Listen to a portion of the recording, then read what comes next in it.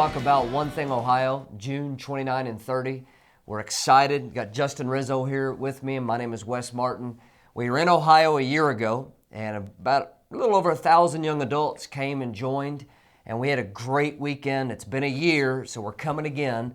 We've been working with about 20 houses of prayer throughout the state of Ohio. Me and Justin were actually just in the Columbus area with several houses of prayer came together, and we had a little weekend together.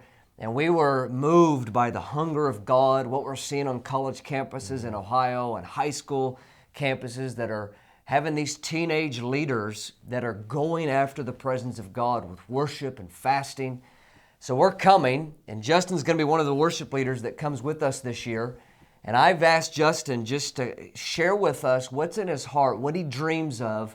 You know, we do a conference like this. Of course, we have our prayer room here. You lead 12, 14 hours a week in the prayer room. Mm-hmm. So you're ministering to the Lord and you're ministering to people pretty much as your job. Mm-hmm.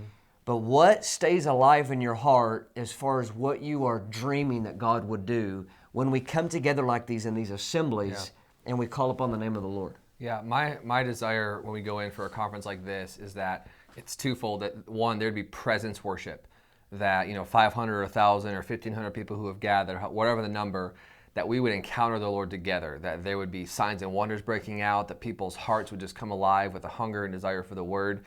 So it's what happens in the room. I just desire to go somewhere and have the glory of God show up, the presence worship being there. But the second thing that I desire, along in tandem with the teaching that, you and Corey will be doing, is that even during the worship times, for me, one of the things that impacts me about, and I would call it good worship time, is, yes, I encounter the Lord, but when I walk out of that room, it wasn't just a moment that I had or kind of an emotional thing that happened that just touched my heart, and then I walk out and I'm not changed. But it's that I walk out from that presence worship time and I want to pray, that I want to read the Bible, that I want to fast, I want to go into my room and shut the door. So it's kind of that twofold reality that I'm crying out, whenever I lead worship, that would happen. Yeah. Now I like what you said about the presence of God, because in presence worship, we see all kinds of things. There are healings that break forth.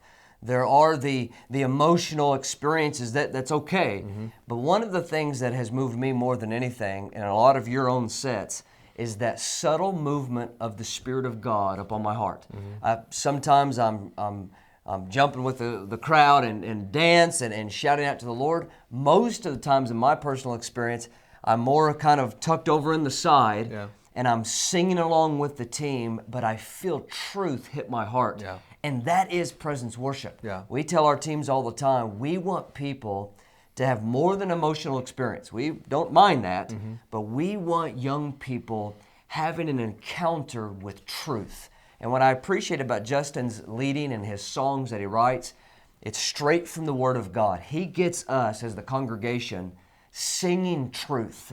And when I start to sing truth, the presence of God bears witness with the truth that I'm singing, and my heart is moved, which changes my mind. I've just had a radical encounter with the Lord. Yeah, and a lot of that even too, I like to call it the spirit of prophecy, because sometimes we think that the spirit of prophecy is when that singer or that person's like screaming a word and just is like this new song that comes forth. But a lot of that could even be a spirit of prophecy that we're singing How Great Is Our God, a really well-known older worship song, or we're singing a Bible passage.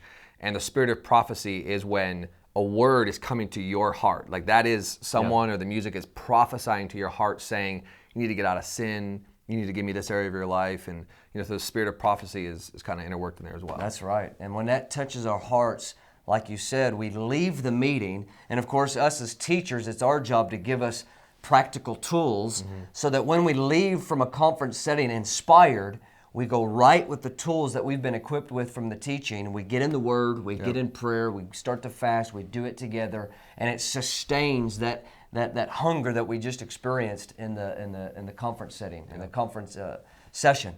So we're coming again, end of June, June 29 and 30. We'll be in south of Columbus in Wilmington. All the houses of prayer from all over Ohio working together. We're going to expect about 1,000, 1,500 young adults again. Justin will be with us. John Thurlow, myself, and Corey Russell will be coming. And we are excited to partner with what the Lord is doing. We'll see you then.